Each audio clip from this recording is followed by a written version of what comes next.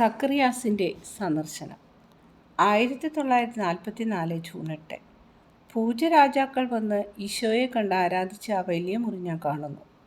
തിരുക്കുടുംബത്തിന് ആതിഥ്യം നൽകിയ ആ വീട്ടിലാണ് എന്ന് ഞാൻ മനസ്സിലാക്കുന്നു. സക്കറിയാസ് വരുന്നത് ഞാൻ കാണുന്നു. എലിസബത്ത് ഇല്ല. വീട്ടുടമയായ സ്ത്രീ ദ്രുതഗതിയിൽ ചെന്ന് ആഗതനെ സ്വീകരിച്ച് ഒരു വാതിൽ കാണിച്ചു കൊടുക്കുന്നു. വാതിൽക്കൽ മുട്ടിയ ശേഷം വിവേകപൂർവ്വം അവർ പിൻവാങ്ങുന്നു. ജോസഫ് വാതിൽ തുറക്കുന്നു. സക്കറിയാസിനെ കണ്ടപ്പോൾ സന്തോഷത്തിൻ്റെ ഒരു ശബ്ദം അയാളിൽ നിന്നും പുറപ്പെടുന്നു. സക്കറിയാസിനെ ഒരു ചെറിയ മുറിയിലേക്ക്, ഒരിടവഴിയിലേക്ക് കൊണ്ടുപോകുന്നു. മേരി ശിശുവിന് പാല് കൊടുക്കുകയാണ്. അധികം സമയമെടുക്കുകയില്ല. ഇരിക്കൂ, നിങ്ങൾ ക്ഷീണിച്ചു കാണും. തൻ്റെ ഇരിപ്പിടത്തിൽ സ്ഥലം കൊടുത്ത് രണ്ടുപേരും ഇരിക്കുന്നു. ജോസഫ് കൊച്ചു ജോണിൻ്റെ കാര്യം തിരക്കുന്നു. സക്കറിയാസ് അതിന് മറുപടി പറയുന്നു. അവനൊരു കഴുതക്കുട്ടിയെപ്പോലെ ശക്തി പ്രാപിച്ചു വളരുന്നു. എന്നാൽ ഇപ്പോൾ പല്ല് മുളയ്ക്കുന്ന സമയമാണ്. അതിൻ്റേതായ അസ്വസ്ഥതകളുണ്ട്. അതുകൊണ്ടാണ് അവനെ കൊണ്ടുവരേണ്ട എന്ന് ഞങ്ങൾ വിചാരിച്ചത്. ഇപ്പോൾ തണുപ്പ് വളരെ കട്ടിയാണ്. അതുകൊണ്ടാണ് എലിസബത്തും വരാഞ്ഞത്. അവന് പാല് കൊടുത്ത് ഇട്ടിട്ട് പോരാൻ പറ്റുന്നില്ല. അവൾക്കാകെ പ്രയാസമായിരുന്നു. കാലാവസ്ഥയും വളരെ മോശം. തീർച്ചയായും മോശമായ കാലാവസ്ഥയാണ്. ജോസഫ് പറയുന്നു, നിങ്ങളയച്ച മനുഷ്യൻ എന്നോട് പറഞ്ഞു, അവൻ ജനിച്ചപ്പോൾ നിങ്ങൾക്ക് വീടില്ലായിരുന്നുവെന്ന്. നിങ്ങൾ കുറേ വേദന സഹിച്ചു അല്ലേ? ശരിയാണ്, കുറേ ബുദ്ധിമുട്ടുകൾ സഹിച്ചു. എന്നാൽ ബുദ്ധിമുട്ടുകളേക്കാൾ ഏറെ ഞങ്ങൾക്കുണ്ടായിരുന്നത് ഭയമാണ്. ശിശുവിൻ്റെ ആരോഗ്യത്തിന് തകരാറുണ്ടാകുമോ എന്നാണ് ഞങ്ങൾ ഭയപ്പെടുന്നത്. ആദ്യ ദിവസങ്ങളിൽ ഞങ്ങൾ അവിടെ തന്നെ താമസിക്കേണ്ടി വന്നു. ഞങ്ങൾക്കൊന്നിനും കുറവുണ്ടായിരുന്നില്ല. കാരണം ഇടയന്മാർ ഈ സദ്വാർത്ത ബെത്ലഹേമിലെ ആളുകളോട് പറഞ്ഞു. അനേകം പേർ ഞങ്ങൾക്ക് സമ്മാനങ്ങൾ തന്നു. എന്നാൽ ഞങ്ങൾക്ക് വീട് ലഭിച്ചില്ല. ഒരു മുറിയോ ഒരു കിടക്ക പോലുമോ ലഭിച്ചില്ല. ഈശോ വളരെയേറെ കരഞ്ഞിരുന്നു, പ്രത്യേകിച്ച് രാത്രിയിൽ. കാരണം 4 വശത്തു നിന്നും കാറ്റ് വീശിക്കൊണ്ടിരിക്കും. ഞാൻ അല്പം തീ കൂട്ടിയിരുന്നു, വളരെ കുറച്ച് മാത്രം. കാരണം പുകയടിക്കുമ്പോൾ ഉണ്ണിക്ക് ചുമയുണ്ടാവും. തന്നെയുമല്ല, തണുപ്പിന് വലിയ കുറവൊന്നുമില്ലാതിരുന്നതാനും. 2 മൃഗങ്ങൾ തരുന്ന ചൂട് അത്ര കാര്യമൊന്നുമല്ലല്ലോ, പ്രത്യേകിച്ചും തണുത്ത കാറ്റ് 4 വശത്തു നിന്നും ഊതുമ്പോൾ. അവനെ കുളിപ്പിക്കുവാൻ ചൂടുവെള്ളമില്ലാതെയും പുതപ്പിക്കുവാൻ ഉണങ്ങിയ തുണിയില്ലാതെയും ഞങ്ങൾ നന്നേ വിഷമിച്ചു. ഉണ്ണി വളരെ വിഷമങ്ങൾ സഹിച്ചു. അവൻ്റെ സഹനം കണ്ട് മേരി വേദനിച്ചു. ഞാനും വിഷമിച്ചു. അപ്പോൾ അവൻ്റെ അമ്മയുടെ മനോവേദന ഊഹിക്കാമല്ലോ. അവൾ പാലും കണ്ണീരും കൊണ്ടാണ് അവനെ പോറ്റിയത്, പാലും സ്നേഹവും കൊടുത്ത്. ഇപ്പോൾ ഇവിടെ എത്ര മെച്ചമാണ്. അവനു വേണ്ടി വളരെ നല്ല ഒരു തൊട്ടിൽ ഞാൻ ഉണ്ടാക്കിയിരുന്നു. മേരി അതിന് ചേരുന്ന മാർദ്ദവമേറിയൊരു കിടക്കയും ഒരുക്കി വെച്ചു. പക്ഷേ അതെല്ലാം നസ്രസിലാണ്. അവൻ അവിടെ വെച്ചാണ് ജനിക്കുന്നതെങ്കിൽ എല്ലാം എത്ര വ്യത്യസ്തമായിരുന്നു. എന്നാൽ മിശിഹ പിറക്കേണ്ടത് ബെത്ലഹേമിലായിരുന്നു. പ്രവചനം അങ്ങനെയായിരുന്നു. മേരി പ്രവേശിക്കുന്നു. അവരുടെ സ്വരം അവൾ കേട്ടിരുന്നു. അവൾ വെള്ള രോമവസ്ത്രങ്ങളാണ് ധരിച്ചിരിക്കുന്നത്. യാത്രയിലും ഗുഹയിലും ധരിച്ചിരുന്ന കടുത്ത നിറമുള്ള വസ്ത്രങ്ങളെല്ലാം മാറ്റി മുമ്പെല്ലാം ഞാൻ കണ്ടിരുന്നത് പോലെ ഇപ്പോൾ വെള്ള വസ്ത്രങ്ങളാണ് മേരി ധരിച്ചിരിക്കുന്നത്. ശിരോവസ്ത്രം ധരിച്ചിട്ടില്ല. ഈശോയെ അവൾ കയ്യിൽ ഏന്തിയിരിക്കുന്നു. അവൻ പാല് കുടിച്ച് വയറ് നിറഞ്ഞ് ഉറക്കമാണ്. നിർമ്മലമായ വെള്ളക്കച്ചകളിൽ അവനെ പൊതിഞ്ഞിരിക്കുന്നു. സക്കറിയാസ് ബഹുമാനപൂർവ്വം എഴുന്നേറ്റ് കുനിഞ്ഞ് ആരാധിക്കുന്നു. അദ്ദേഹം കൂടുതൽ അടുത്തു ചെന്ന് ഏറ്റവും വലിയ ആദരവോടെ ഈശോയെ നോക്കുന്നു. ഈശോയെ താണു വണങ്ങുന്നു. മേരി ശിശുവിനെ സക്കറിയാസിൻ്റെ കരങ്ങളിലേക്ക് നൽകുന്നു. അരുളിക്ക കരങ്ങളിലെടുത്താലെന്ന പോലെ അത്ര വണക്കത്തോടെയാണ് സക്കറിയാസ് ശിശുവിനെ പിടിച്ചിരിക്കുന്നത്. വാസ്തവത്തിൽ തിരുവോസ്തി തന്നെയാണ് സക്കറിയാസ് എടുത്തിരിക്കുന്നത്. അർപ്പിതമായ ഓസ്തി മനുഷ്യർക്ക് പോഷണമായും രക്ഷയുടെ മാർഗമായും നൽകപ്പെട്ട ശേഷം ബലിയർപ്പിക്കപ്പെടുന്ന ഓസ്തി തന്നെയാണവൻ. സക്കറിയാസ് ഉണ്ണിയെ മേരിയുടെ കരങ്ങളിലേക്ക് കൊടുക്കുന്നു. അവരെല്ലാവരും ഇരിക്കുന്നു. സക്രിയാസ് മേരിയോട് വീണ്ടും വിവരിച്ചു പറയുന്നു എലിസബത്ത് വരാഞ്ഞതിൻ്റെ കാരണം എന്തെന്നും അതേക്കുറിച്ച് അവൾക്ക് എത്ര വിഷമമുണ്ടെന്നും മറ്റും. കഴിഞ്ഞ ഏതാനും മാസങ്ങളിൽ അവൾ നിന്റെ അനുഗ്രഹീതനായ പുത്രനു വേണ്ടി കുറേ തുണികളെല്ലാം തയ്യാറാക്കിയിരുന്നു. ഞാൻ അവ കൊണ്ടുവന്നിട്ടുണ്ട്. അവ താഴെ വണ്ടിയിലുണ്ട്. അദ്ദേഹം എഴുന്നേറ്റ് പുറത്തേക്ക് പോകുന്നു. ഒരു വലിയ കെട്ടും ഒരു ചെറിയ കെട്ടുമായി തിരിച്ചു വരുന്നു. വലിയ കെട്ട് ജോസഫ് വാങ്ങിച്ചു. സക്രിയാസ് 2 കെട്ടുമഴിച്ച് സമ്മാനങ്ങൾ ഓരോന്നായി എടുക്കുന്നു. കൈകൊണ്ട് നെയ്ത മാർദ്ദവമേറിയ ഒരു രോമപുതപ്പ്, കുറേ തുണികൾ, ഏതാനും ചെറിയ ഉടുപ്പുകൾ ഒരു കെട്ടിൽ നിന്ന്. മറ്റേ കെട്ടിൽ നിന്ന് കുറച്ച് തേൻ, നല്ല വെണ്മയേറിയ മാവ്, വെണ്ണ, കുറേ ആപ്പിൾ, കേക്ക്, വേറെയും പല പല സാധനങ്ങൾ. മാതൃസഹജമായ സ്നേഹത്തിൻ്റെ അടയാളങ്ങൾ. ഞാൻ വളരെ നന്ദിയുള്ളവളാണെന്ന് എലിസബത്തിനോട് ദയവായി പറയണമേ. അങ്ങയോട് ഞാൻ നന്ദിയുള്ളവളാണ്. എലിസബത്തിനെ കാണാൻ കഴിഞ്ഞെങ്കിൽ എനിക്ക് വളരെ സന്തോഷമായേനെ. എന്നാൽ സാഹചര്യം എനിക്ക് മനസ്സിലാവുന്നുണ്ട്. കുഞ്ഞു ജൂണിനെയും കാണാൻ സാധിച്ചെങ്കിൽ എത്ര സന്തോഷമാകുമായിരുന്നു. വസന്തകാലത്ത് അവനെ നീ കാണും. ഞങ്ങൾ നിന്നെ സന്ദർശിക്കാൻ അപ്പോൾ വരും. നസ്രസ് കുറേയേറെ ദൂരമാണ്, ജോസഫ് പറയുന്നു. നസ്രസോ? പക്ഷേ നിങ്ങൾ ഇവിടെ താമസിക്കണം. മിശിഹ ബെത്ലഹേമിലാണ് വളരേണ്ടത്. ഇത് ദാവീദിൻ്റെ പട്ടണമാണ്.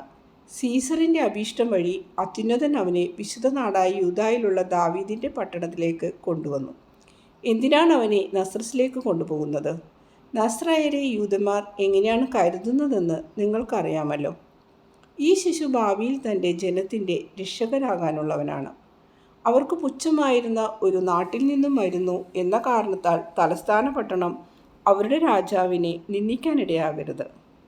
സൻഹൃദീൻ എത്ര വലിയ പുച്ഛമുള്ളവരാണെന്നും അതിൻ്റെ 3 വിഭാഗങ്ങളും വൃദ്ധ ആക്ഷേപിക്കുന്നതിൽ എത്ര ബിരുദുള്ളവരാണെന്നും നിങ്ങൾക്കും അറിയാമല്ലോ. തന്നെയുമല്ല, ഇവിടെ എൻ്റെ അടുത്താണെങ്കിൽ എനിക്ക് നിങ്ങളെ വലുതായിട്ടല്ലെങ്കിലും കുറേയൊക്കെ സഹായിക്കാൻ കഴിയും. എനിക്കുള്ളതെല്ലാം, ലൗകിക വസ്തുക്കളെല്ലാം, അതിനേക്കാൾ ഉപരിയായി ധാർമ്മിക വരദാനങ്ങൾ നവജാതനായി ശിശുവിനു വേണ്ടി അർപ്പിക്കാൻ കഴിയും. പിന്നീട് കാര്യങ്ങൾ ഗ്രഹിക്കാനും മാത്രം അവൻ വളർന്നു കഴിയുമ്പോൾ അവൻ്റെ അധ്യാപകനാകാൻ എനിക്ക് സന്തോഷമാണ്. എൻ്റെ പുത്രനെയും ഒപ്പം പഠിപ്പിക്കാം. വളർന്നു വലുതായി കഴിയുമ്പോൾ അവൻ എന്നെ അനുഗ്രഹിക്കുവാൻ ഇടയാകും. അവൻ വൻകാര്യങ്ങൾക്കായി ഉദ്ദേശിക്കപ്പെട്ടിരിക്കുന്നവനാണെന്നും നമ്മൾ ഓർക്കണം. തന്നിമിത്തം തൻ്റെ ദൗത്യത്തിൽ വിജയിക്കുന്നതിന് ആവശ്യമായ എല്ലാ മാർഗങ്ങളുമുള്ള ഒരു പരിതസ്ഥിതിയിൽ വേണം അവൻ കഴിഞ്ഞുകൂടാൻ. ലോകത്തിനു തന്നെ വെളിപ്പെടുത്താനുള്ള എല്ലാ സാഹചര്യങ്ങളും അവനുണ്ടായിരിക്കണം. ജ്ഞാനം അവന് തീർച്ചയായും ഉണ്ടായിരിക്കും. എന്നാൽ ഒരു പുരോഹിതനാണ് അവനെ പഠിപ്പിച്ചത് എന്ന ഒറ്റ കാരണത്താൽ പ്രീശന്മാർക്ക് നിയമജ്ഞർക്കും അവൻ കൂടുതൽ സ്വീകാര്യനാകും. അവൻ്റെ ദൗത്യം അങ്ങനെ കൂടുതൽ എളുപ്പമുള്ളതാവും. മേരി ജോസഫിനെ നോക്കുന്നു. ജോസഫ് മേരിയെയും നോക്കുന്നു.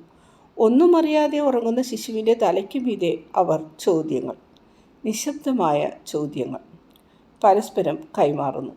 ആ ചോദ്യങ്ങൾക്കെല്ലാം വിഷാദകരമാണ്. മേരി അവളുടെ ചെറിയ ഭവനത്തെക്കുറിച്ച് ചിന്തിക്കുന്നു. ജോസഫ് തൻ്റെ ജോലിയുടെ കാര്യമാണ് ചിന്തിക്കുന്നത്. ഇവിടെ ഏതാനും ദിവസങ്ങൾ മുൻപ് വരെ അജ്ഞാതരായിരുന്ന ഇവർ ഇനി എല്ലാം ഇല്ലായ്മയിൽ നിന്നും ആദ്യം മുതൽ തുടങ്ങണം. വീട്ടിൽ ഉപേക്ഷിച്ചു പോകുന്ന ഇഷ്ടപ്പെട്ട സാധനങ്ങളൊന്നും ഇവിടെയില്ല. ശിശുവിന് വേണ്ടി എത്ര സ്നേഹത്തോടെയാണ് എല്ലാം അവർ ഒരുക്കിയത്. മേരി പറയുന്നു, അതെങ്ങനെ ഞങ്ങൾ ചെയ്യും? എല്ലാം അവിടെ വെച്ചിട്ടാണല്ലോ ഞങ്ങൾ പോകുന്നത്. എൻ്റെ ഈശോയ്ക്ക് വേണ്ടി ജോസഫ് എത്ര കഠിനമായി പ്രയത്നിച്ചു. പണമോ ജോലി കൂടുതലോ ഒന്നും കണക്കാക്കാതെ അധ്വാനിച്ചു. പകൽ മറ്റുള്ളവർക്ക് പണി ചെയ്യുന്നതിനായി രാത്രി ജോസഫ് വീട്ടിൽ പണിതു. അങ്ങനെ ലഭിക്കുന്ന പണം കൊണ്ട് ഏറ്റവും നല്ല തടി, ഏറ്റവും നല്ല കമ്പിളി, ഏറ്റവും നല്ല തുണി എല്ലാം ഈശോയ്ക്ക് വേണ്ടി വാങ്ങാനാണ് അപ്രകാരം പണിയെടുത്തത്. തേനീച്ച കൂടുകൾ പണിതു. വീട്ടിൽ കല്ലാശാരിയുടെ പണി പോലും ചെയ്തു. എൻ്റെ മുറിക്ക് കുറേ വ്യത്യാസം വരുത്തി. തൊട്ടിൽ സൗകര്യമായി സ്ഥാപിക്കുവാനും ഉണ്ണി വളർന്നു കഴിയുമ്പോൾ ഒരു കിടക്ക ഒരുക്കുവാനും പ്രായപൂർത്തിയെത്തും വരെ ആ മുറിയിൽ താമസിക്കാനും തക്ക സൗകര്യത്തിൽ അത് ശരിയാക്കി പണിതു. നിങ്ങൾ അവിടെ വെച്ചിട്ട് പോകുന്നതെല്ലാം ജോസഫിന് പോയി എടുത്തു കൊണ്ടുവരാമല്ലോ. അവ എവിടെ കൊണ്ടുവെക്കും? സക്രിയാസിന് അറിയാമല്ലോ ഞങ്ങൾ ദരിദ്രരാണെന്ന്. ഞങ്ങൾക്ക് ഞങ്ങളുടെ ജോലിയും വീടും മാത്രമേ ഉള്ളൂ. അവ രണ്ടുമാണ് പട്ടിണി കൂടാതെ ജീവിക്കുവാൻ പ്രാപ്തരാക്കുന്നത്. എന്നാൽ ഇവിടെ ഒരു പക്ഷേ ജോലി വല്ലതും ലഭിക്കുമായിരിക്കും. എങ്കിലും വീടിൻ്റെ പ്രശ്നം എന്നും ഉണ്ടായിരിക്കും. ഈ നല്ല സ്ത്രീക്ക് എന്നും ഞങ്ങൾക്ക് ആതിഥ്യം നൽകാൻ കഴിയുമോ? കൂടാതെ ജോസഫ് എനിക്ക് വേണ്ടി എന്തുമാത്രം ത്യാഗം സഹിക്കുന്നു. ഇതിൽ കൂടുതൽ ജോസഫിനെ കൊണ്ട് ചെയ്യിക്കാൻ എനിക്ക് കഴിയുകയില്ല. ഓ, എൻ്റെ കാര്യം അത് സാരമില്ല. എൻ്റെ ചിന്ത മേരിയുടെ ദുഃഖത്തെക്കുറിച്ചാണ്. അവളുടെ സ്വന്തം വീട്ടിൽ താമസിക്കാൻ കഴിയാത്തതിലുള്ള ദുഃഖം. മേരിയുടെ കണ്ണുകളിൽ 2 വലിയ കണ്ണീർത്തുള്ളികൾ വന്ന് നിറഞ്ഞു നിൽക്കുന്നു. പറുദീസ പോലെ പ്രിയപ്പെട്ടതാണ് അവൾക്ക് തൻ്റെ വീട് എന്ന് തോന്നുന്നു. അതിൽ നിറവേറിയ രഹസ്യം തന്നെ കാരണം. ഞാൻ കുറച്ചു മാത്രമേ സംസാരിക്കുകയുള്ളൂ, എന്നാൽ വളരെയേറെ മനസ്സിലാക്കുന്നുണ്ട്. അതുകൊണ്ട് ഞാൻ വിഷമിക്കുന്നില്ല. ഇപ്പോൾ ചെയ്യുന്നതിൻ്റെ ഇരട്ടി ജോലി ഞാൻ ചെയ്തു കൊള്ളാം. അത്രയല്ലേ ഉള്ളൂ. എനിക്ക് ചെറുപ്പമാണ്, നല്ല ശക്തിയുമുണ്ട്. ഞാൻ നേരത്തെ ചെയ്തിട്ടുള്ളതിൻ്റെ ഇരട്ടി ജോലി ചെയ്ത് എല്ലാ കാര്യങ്ങളും അന്വേഷിച്ചു കൊള്ളാം. മേരിക്ക് വലിയ വേദനയില്ലെങ്കിൽ ഞങ്ങൾ അങ്ങനെ ചെയ്യണമെന്ന് അങ്ങ് പറയുന്നെങ്കിൽ ഇതാ ഞാൻ തയ്യാറാണ്. ഏറ്റവും നല്ലതെന്ന് അങ്ങ് പറയുന്നത് ഞാൻ ചെയ്യാം. അത് ഈശോയ്ക്ക് സഹായകരമായിരിക്കണം. തീർച്ചയായും അത് സഹായകമാകും. ഒന്ന് ചിന്തിച്ചു നോക്കൂ. അപ്പോൾ ഞാൻ പറഞ്ഞ കാരണങ്ങളെല്ലാം മനസ്സിലാകും. മിശിഹ നസ്രയനായിരിക്കുമെന്ന് പറഞ്ഞിട്ടുണ്ടല്ലോ. മേരി തടസ്സം പറയുന്നു. സത്യമാണ്. കുറഞ്ഞ പക്ഷം വളർന്നു വലുതാകുന്നതുവരെയെങ്കിലും അവൻ യൂദയായിൽ കഴിയട്ടെ. പ്രവാചകൻ പറയുന്നു, എന്നാൽ നീയോ ബെത്ലഹേം എഫ്രാത്ത, നീ ഏറ്റവും ഉന്നത സ്ഥാനത്ത് എത്തും. കാരണം രക്ഷകൻ നിന്നിൽ നിന്നായിരിക്കും വരിക. എന്നാൽ നസ്രസിനെ കുറിച്ചൊന്നും പറയുന്നില്ല. ഒരുപക്ഷെ നമുക്ക് അറിഞ്ഞുകൂടാത്ത ഏതെങ്കിലും കാരണത്താലായിരിക്കും ആ പേര് അദ്ദേഹത്തിന് നൽകപ്പെട്ടിരിക്കുന്നത്. എന്നാൽ ഇതാണ് അവൻ്റെ നാട്. അങ്ങ് പുരോഹിതനായ അങ്ങ് അങ്ങനെയാണ് പറയുന്നത്. ഞങ്ങൾ ദുഃഖത്തോടെ അത് ശ്രവിക്കുന്നു. ഞങ്ങൾ അങ്ങേ വിശ്വസിക്കുന്നു. പക്ഷേ അത് അത്ര വേദനാജനകമാണ്. ഞാൻ അമ്മയായ ആ ഭവനം ഇനി എന്ന് ഞാൻ കാണും. മേരി കരയുന്നു, നിശബ്ദമായി കരയുന്നു. എനിക്ക് മേരിയുടെ ദുഃഖം ശരിക്കും മനസ്സിലാകുന്നു. ഓ, എനിക്ക് നല്ലവണ്ണം മനസ്സിലാകുന്നു. മേരിയുടെ കരച്ചിലിൽ ദർശനം അവസാനിക്കുന്നു. മേരി പറയുന്നു, നീ മനസ്സിലാക്കുന്നുണ്ട് എന്ന് ഞാൻ അറിയുന്നു. എന്നാൽ ഞാൻ കൂടുതൽ വ്യതയോടെ കരയുന്നത് നീ കാണും. തൽക്കാലത്തേക്ക് നിനക്ക് ഒരു ആശ്വാസം നൽകുന്നതിനായി ജോസഫിൻ്റെ വിശുദ്ധിയെ നിനക്ക് വ്യക്തമായി കാണിച്ചു തരാം. അദ്ദേഹം ഒരു മനുഷ്യൻ. സ്വന്തം വിശുദ്ധിയില്ലാതെ സഹായത്തിന് വേറൊന്നുമില്ലായിരുന്നു. അമലോത്ഭവം എന്ന നിലയിൽ എനിക്ക് ദൈവത്തിൻ്റെ പ്രത്യേക ദാനങ്ങളുണ്ടായിരുന്നു. അങ്ങനെയുണ്ട് എന്ന് ഞാൻ അറിഞ്ഞിരുന്നില്ല. എങ്കിലും ആ ദാനങ്ങളെല്ലാം എൻ്റെ ആത്മാവിൽ പ്രവൃത്തിനിരതമായിരുന്നു. അവ എനിക്ക് ആത്മശക്തി പകർന്നിരുന്നു. എന്നാൽ അദ്ദേഹം അമലോത്ഭവനായിരുന്നില്ല. മാനുഷികത മുഴുവൻ അതിന് സ്വതസിദ്ധമായ ഭാരത്തോടെ അദ്ദേഹത്തിന് ഉണ്ടായിരുന്നു. അതിനാൽ പരിപൂർണതയിലേക്ക്, ദൈവത്തിന് പ്രീതികരമായ പദവിയിലേക്ക് ഉയരുന്നതിന് നിരന്തരമായ പരിശ്രമത്തിലൂടെ സർവശക്തിയും ഉപയോഗിച്ച് ബുദ്ധിമുട്ടേണ്ടി വന്നു. ഓ, എൻ്റെ വിശുദ്ധനായ ഭർത്താവ്, എല്ലാ കാര്യങ്ങളിലും വിശുദ്ധൻ, ഏറ്റവും എളിയ കാര്യങ്ങളിൽ പോലും വിശുദ്ധൻ, ദൈവദൂതൻ്റേത് പോലുള്ള ചാരിത്രത്തിൽ വിശുദ്ധൻ, മാനുഷികമായ പരമാർത്ഥതയിൽ വിശുദ്ധൻ, ക്ഷമയിലും പ്രവർത്തനങ്ങളിലും സദാ പാലിച്ചിരുന്ന സമനിലയിലും വിനയത്തിലും എല്ലാ കാര്യങ്ങളിലും വിശുദ്ധൻ. ഈ കാര്യത്തിലും അദ്ദേഹത്തിൻ്റെ വിശുദ്ധി തെളിഞ്ഞു നിൽക്കുന്നു. ഒരു പുരോഹിതൻ അദ്ദേഹത്തോട് പറയുന്നു, നീ ഇവിടെ വന്നു താമസിക്കണം. തനിക്ക് നേരിടുന്ന വലിയ ബുദ്ധിമുട്ടുകൾ മനസ്സിലാക്കിക്കൊണ്ട് തന്നെ അദ്ദേഹം പറയുന്നു, എനിക്കത് സാരമില്ല. മേരിയുടെ ദുഃഖത്തെക്കുറിച്ചാണ് എനിക്ക് ചിന്ത. അതല്ലെങ്കിൽ എനിക്ക് ബുദ്ധിമുട്ടുണ്ടാകുകയില്ല. ഈശോയ്ക്ക് അത് സഹായകരമാകണം. ഈശോയും മേരിയും ദൈവദൂത സമാനമുള്ള തൻ്റെ 2 സ്നേഹവിഷയങ്ങൾ. എൻ്റെ പരിശുദ്ധനായ ഭർത്താവ് ഭൂമിയിൽ വേറൊന്നിനെയും സ്നേഹിച്ചില്ല. ആ സ്നേഹത്തിനായി സ്വയം ബലിയർപ്പിക്കുകയും ചെയ്തു. ക്രിസ്തീയ കുടുംബങ്ങളുടെ സംരക്ഷകനായും തൊഴിലാളിയുടെ മധ്യസ്ഥനായും മറ്റും പലതുമായും അവർ അദ്ദേഹത്തെ തിരഞ്ഞെടുത്തിട്ടുണ്ട്. എന്നാൽ മരിക്കുന്നവരുടെയും വിവാഹിതരുടെയും തൊഴിലാളികളുടെയും സംരക്ഷകനായി വണങ്ങിയാൽ പോരാ. സമർപ്പിത ആത്മാക്കളുടെയും സംരക്ഷകനായി അദ്ദേഹം സ്വീകരിക്കപ്പെടണം. കാരണം ലോകത്തിലുള്ള എല്ലാ സമർപ്പിതരെയും കൂടുതലായി ദൈവത്തിന് സ്വയം അർപ്പിച്ചയാളാണ് അദ്ദേഹം. എല്ലാം സ്വീകരിച്ച്, എല്ലാം ഉപേക്ഷിച്ച്, എല്ലാം സഹിച്ച്, ഉത്സാഹത്തോടെ എല്ലാം നിറവേറ്റി, സന്തോഷമുള്ള മനസ്സോടെ, ഫലിതരസത്തോടെ എപ്പോഴും ജീവിച്ച അദ്ദേഹത്തെ പോലെ മറ്റാരുമില്ല. നിന്റെ ശ്രദ്ധ വേറൊരു കാര്യത്തിലേക്ക് അല്ല, 2 സംഗതികളിലേക്ക് കൊണ്ടുവരുവാൻ ഞാൻ ആഗ്രഹിക്കുന്നു. സക്രിയാസ് ഒരു പുരോഹിതനാണ്, ജോസഫ് പുരോഹിതനല്ല. എന്നാൽ പുരോഹിതനല്ലാത്ത ജോസഫിന് പുരോഹിതനേക്കാൾ ദൈവികമായ ഒരാത്മാവാണുള്ളത് എന്ന് നീ മനസ്സിലാക്കണം. സക്രിയാസ് മാനുഷികമായ വിധത്തിൽ ചിന്തിക്കുന്നു.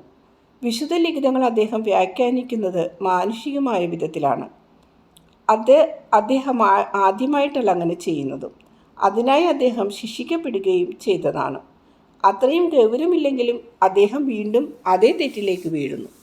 ജോണിൻ്റെ ജനനത്തോടനുബന്ധിച്ച് അദ്ദേഹം പറയുന്നു, അതെങ്ങനെ സംഭവിക്കും? എനിക്ക് വാർദ്ധക്യമായി, എൻ്റെ ഭാര്യ വന്ധ്യയുമാണ്. ഇപ്പോൾ അദ്ദേഹം പറയുന്നു, ക്രിസ്തുവിൻ്റെ പാത സുഖകരമാക്കാൻ അവനെ ഇവിടെ വളർത്തണമെന്ന്. അങ്ങനെ ഏറ്റവും നല്ല ആളുകളിൽ പോലും നിലനിൽക്കുന്ന അഹങ്കാരത്തിൻ്റെ ആ നേരിയ വേര് നിമിത്തം അദ്ദേഹം വിചാരിക്കുന്നത് താൻ ഈശോയ്ക്ക് ഒരു സഹായമായിരിക്കുമെന്നാണ്. ഈശോയ്ക്ക് സഹായമായിരിക്കുമെന്ന് ജോസഫ് പറഞ്ഞത് ഈശോയ്ക്ക് സേവനം ചെയ്ത് സഹായിക്കുവാനാണ്. എന്നാൽ സക്രിയാസ് പറയുന്നത് ഈശോയെ അദ്ദേഹം പഠിപ്പിച്ച് സഹായിക്കാമെന്നാണ്. ഉദ്ദേശശുദ്ധി പരിഗണിച്ച ദൈവം അദ്ദേഹത്തോട് ക്ഷമിച്ചു. ഗുരുവായ മിശിഹായ്ക്ക് അധ്യാപകരുടെ ആവശ്യമുണ്ടോ? പ്രവചനങ്ങളിലെ സത്യങ്ങൾ അദ്ദേഹത്തിൻ്റെ ശ്രദ്ധയിൽ കൊണ്ടുവരാൻ ഞാൻ ശ്രമിച്ചു. എന്നാൽ എന്നേക്കാൾ പഠനമുള്ളത് തനിക്കാണെന്ന് അദ്ദേഹം സ്വയം വിചാരിക്കുകയും അതനുസരിച്ച് ഓരോന്നും പ്രവർത്തിക്കുകയും ചെയ്തു. എനിക്ക് വേണമെങ്കിൽ നിർബന്ധം പിടിച്ച് അദ്ദേഹത്തെ ജയിക്കാമായിരുന്നു. എന്നാൽ ഇതാണ് നിന്റെ ശ്രദ്ധയിൽ കൊണ്ടുവരാൻ ഞാൻ ആഗ്രഹിച്ച രണ്ടാമത്തെ കാര്യം. പുരോഹിതനായ അദ്ദേഹത്തിൻ്റെ ഉന്നത സ്ഥാനത്തെ ഓർത്ത് ഞാൻ അദ്ദേഹത്തെ ബഹുമാനിച്ചു. അദ്ദേഹത്തിൻ്റെ അറിവിനെ ഓർത്തല്ല മാനിച്ചത്. സാധാരണയായി ഒരു പുരോഹിതൻ ദൈവത്താൽ പ്രകാശിപ്പിക്കപ്പെടുന്നവനാണ്.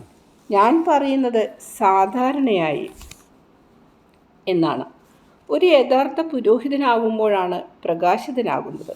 സ്ഥാനവസ്ത്രമല്ല പുരോഹിതനെ അർപ്പിതനാക്കുന്നത്, അദ്ദേഹത്തിൻ്റെ ആത്മാവാണ്. ഒരാൾ യഥാർത്ഥ പുരോഹിതനാണോ എന്നറിയുന്നത് അയാളുടെ ആത്മാവിൽ നിന്ന് എന്താണ് പുറത്തേക്ക് വരുന്നത് എന്ന് മനസ്സിലാക്കുമ്പോഴാണ്. എൻ്റെ ഈശോ പറഞ്ഞതുപോലെ ഒരാളെ വിശുദ്ധനാക്കുന്നതും അശുദ്ധനാക്കുന്നതും അയാളുടെ ആത്മാവിൽ നിന്നും പുറത്തു വരുന്ന കാര്യങ്ങളാണ്. ആളിൻ്റെ സ്വഭാവം മുഴുവൻ അത് സൂചിപ്പിക്കും. അതിനാൽ ഒരാൾ യഥാർത്ഥ പുരോഹിതനാണെങ്കിൽ സാധാരണയായി ദൈവത്താൽ പ്രകാശിപ്പിക്കപ്പെട്ടവനായിരിക്കും. നമുക്കും നമ്മുടെ പ്രകൃതിക്ക് അതീതമായ സ്നേഹമുണ്ടായിരിക്കണം. അങ്ങനെ യഥാർത്ഥ പുരോഹിതരല്ലാത്തവർക്കും വേണ്ടി നാം പ്രാർത്ഥിക്കണം.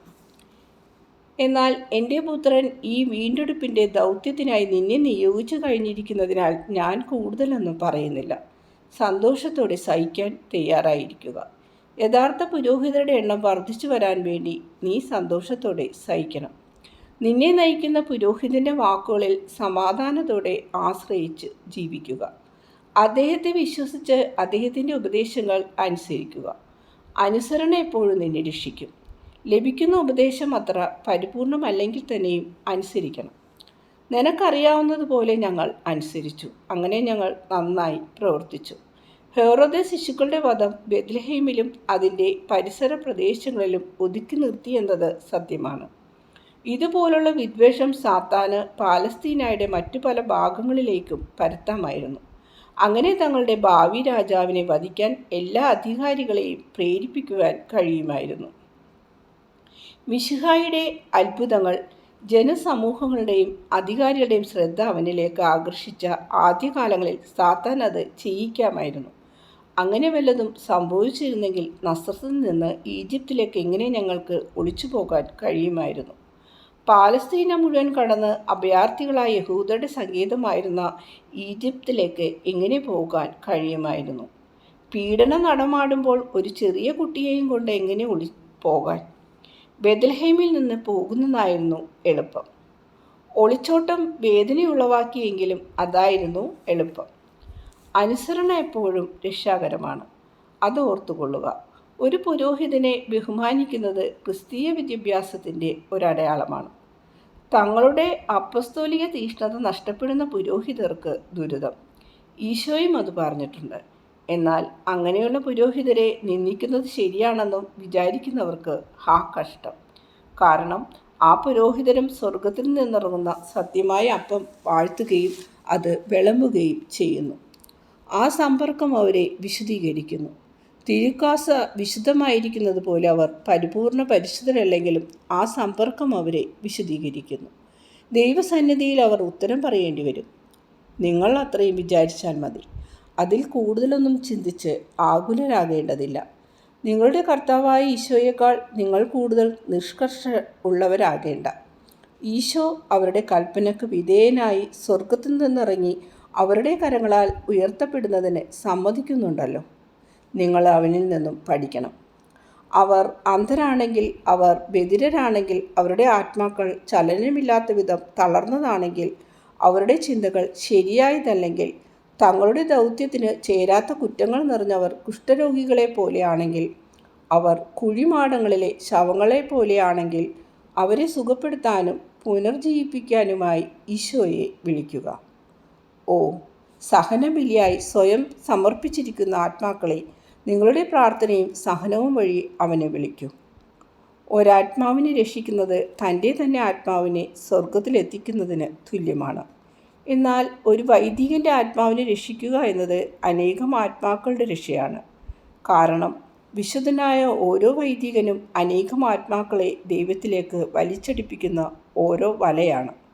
ഒരു വൈദികനെ രക്ഷിക്കുക എന്നത്, അതായത് വിശുദ്ധീകരിക്കുന്നത്, പുനർവിശുദ്ധീകരിക്കുന്നത്, ഈ ഭൗതിക വല സൃഷ്ടിക്കലാണ്. ഈ ഓരോ ആത്മാവും നിനക്കുള്ള നിത്യകിരീടത്തിലെ ഓരോ പ്രകാശരശ്മിയായിരിക്കും. സമാധാനത്തിൽ പോകുക.